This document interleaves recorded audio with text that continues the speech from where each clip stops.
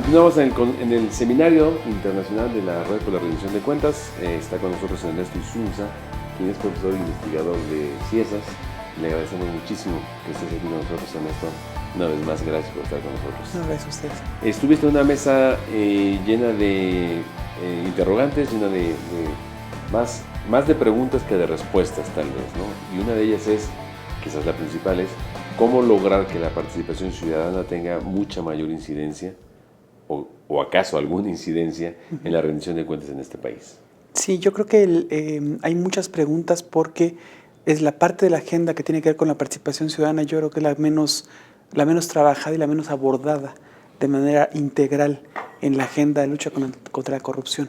Yo creo que hay un gran avance en términos de diseñar sistemas de transparencia, sistemas de lucha contra la corrupción entendida como diseño institucional, ¿no? Como esa sofisticación que está poco a poco perfilándose con la reforma constitucional, pero creo que la tercera pata, que diría yo, de esta nueva generación de reformas que tendría que ver con tomarse en serio la participación ciudadana, yo creo que es la que está menos avanzada.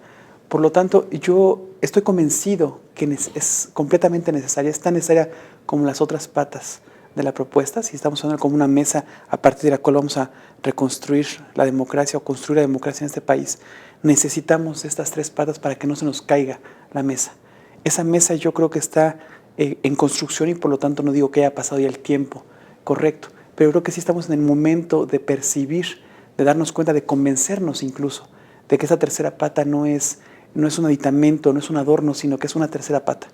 O sea, que es tan robusta como las otras dos. Tendría que ser incluso concebida como una pata y tendría que ser tan robusta como las otras dos por varias razones. Primero, porque tú tendrías la posibilidad de pensar integralmente las reformas, que no solamente por la reforma constitucional que tiene que ver en la lucha contra la corrupción y el Sistema Nacional de Transparencia, sino porque también tenemos ya, por imperativo de la reforma constitucional de hace un año, el que la planificación en este país, la planeación no solamente es democrática, como ya lo decía el artículo 26, sino que además dice, a partir de estas reformas del año pasado, que tiene que ser además deliberativa y a partir de mecanismos que van a crearse para que esta planeación sea no solamente democrática, sino también deliberativa.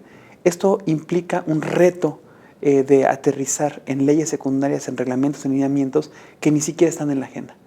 Las otras dos patas de estas grandes reformas están no solamente como reforma constitucional, sino están en la agenda pública de las instituciones, de los académicos, de los especialistas, incluso de la sociedad organizada, pero esa tercera pata no.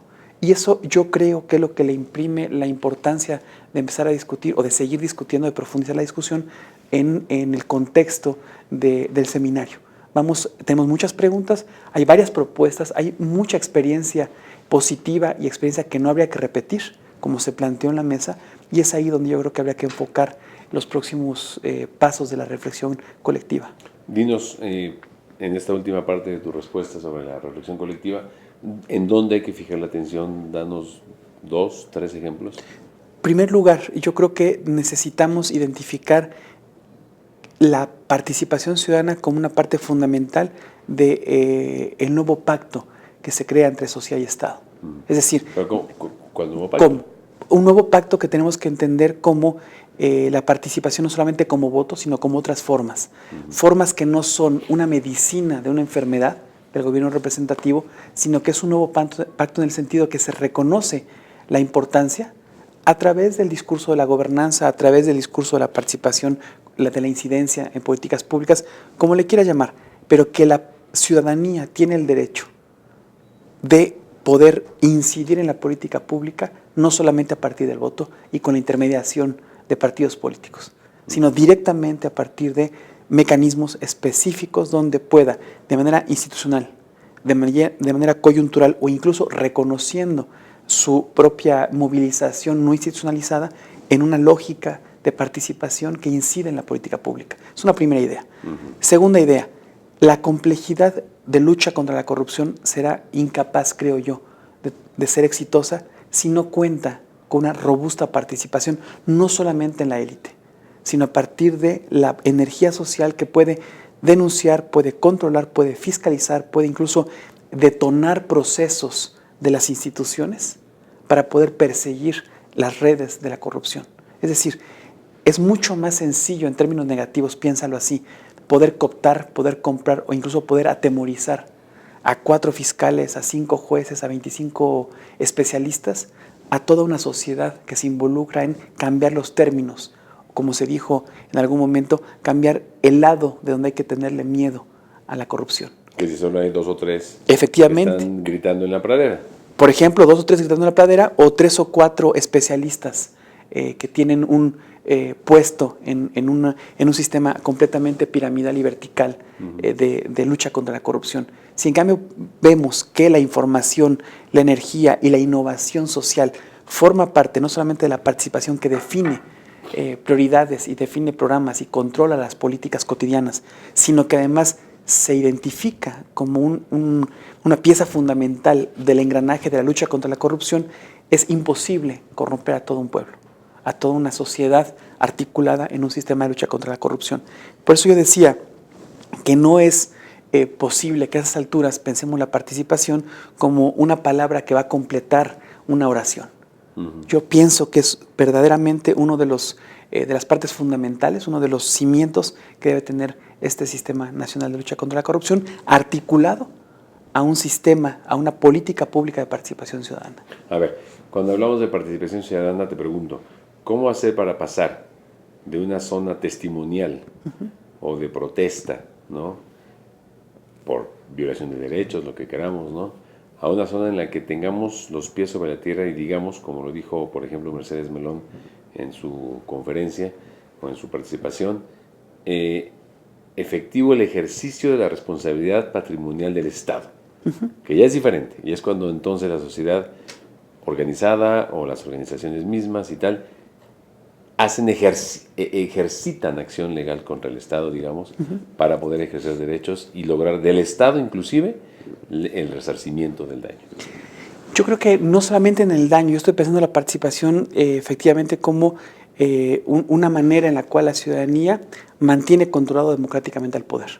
Y eso implica que puede ser a través del voto, puede ser a partir de mecanismos, por ejemplo, en los que vía judicial se puede reclamar vigencia de derechos, pero también, y yo creo que de la manera cotidiana en la que no me estoy imaginando, sino en la que otras sociedades y nuestra propia sociedad lo ha podido llevar a cabo, en la que en mecanismos específicos por política, estoy hablando de la salud, estoy hablando de la política urbana, estoy hablando de la política medioambiental, estoy hablando de la política cotidiana, no solamente de los reclamos por graves violaciones de los derechos humanos, que también estoy convencido, como lo dijo la compañera, que tenemos que rescatar ese tipo de herramientas para defensa de los derechos, pero yo más bien me estoy imaginando que la política nacional de participación ciudadana, la política pública de participación ciudadana, tiene que encontrar un diseño en el cual, en ciertas áreas de política que se definan como estratégicas, la participación cotidiana de representantes legítimos de la ciudadanía incide en la política.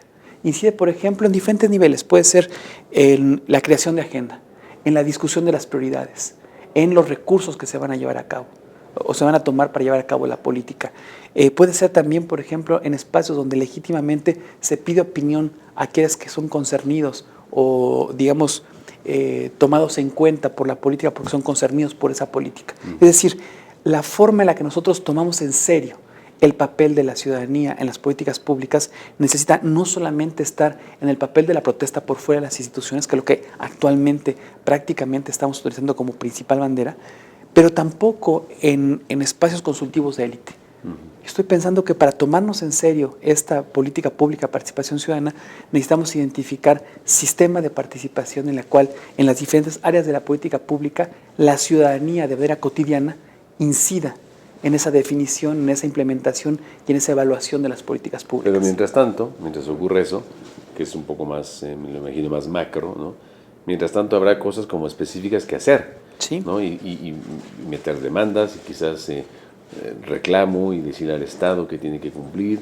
Y si hubo una, como decía el profesor que habló sobre el medio ambiente, ¿no?, y el tema de la corrupción en Argentina, ¿no?, el fiscal, y decía, bueno, es que cuando hay un acto de corrupción, cuando hay un acto de corrupción, un gran acto de corrupción en el medio ambiente, es porque detrás hay un político involucrado en la corrupción. No hay vuelta de hoja, ¿no? Hay grandes casos que son sintomáticos y que te permiten alumbrar una problemática, como el que estás diciendo. Pero insisto, yo creo que pensar que con esos casos emblemáticos vas a modificar la relación entre sociedad y Estado, yo creo que nos puede llevar precisamente a medidas extraordinarias, que son necesarias. Es necesario que haya un andamiaje jurídico que proteja derechos. Es preciso también que el propio aparato judicial, el aparato de administración de justicia, etcétera, llegue a tal nivel de apertura por el cual se pueda perseguir esos actos de corrupción. De acuerdo.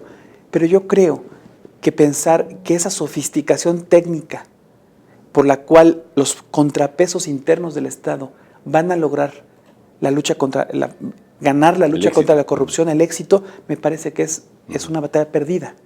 ¿Por qué? Porque estás pensando entonces que el papel de la ciudadanía es solamente activar desde fuera esos mecanismos.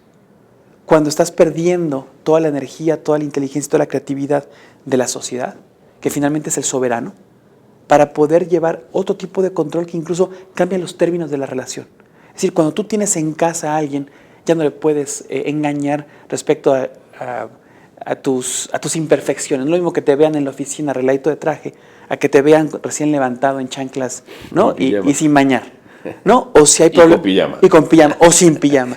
Pero si lo que tienes, por ejemplo, son problemas de violencia intrafamiliar, es mucho más difícil que lo puedas esconder si tienes a un invitado permanente en tu casa. A eso me refiero. Es decir, los pesos y contrapesos, los mecanismos de control interno del Estado, el control interno, el control externo, etcétera, son fundamentales y hay que desarrollarlos. Pero pensar que en este momento del desarrollo civilizatorio de nuestras sociedades puedes prescindir de la participación ciudadana, me parece un error estratégico. Necesitamos pensar seriamente cuáles son los momentos, cuáles son las formas, cuáles son las capacidades, cuáles son los recursos que se tienen que invertir para que la participación ciudadana forme parte de la columna vertebral de esta lucha contra la corrupción. Y no solamente pedirle que se active con denuncias, que se active como testigos protegidos, ¿no? ¿Por qué? Porque finalmente lo que estás haciendo es que recaiga el peso, digamos, del funcionamiento estratégico exclusivamente en las instituciones. ¿Cómo rompes el círculo vicioso cuando las propias instituciones son las que están con un déficit brutal de credibilidad? Cuando están varios de las instituciones cooptadas por poderes fácticos y muchas otras, desgraciadamente, cooptadas o tomadas por poderes criminales. Si tú no abres el juego a otros contrapesos tan masivos como con la participación ciudadana, yo creo que estás perdiendo una oportunidad histórica para poder modificar las reglas del juego. A eso me refiero con que no es una después de otra, ni una en lugar de otra.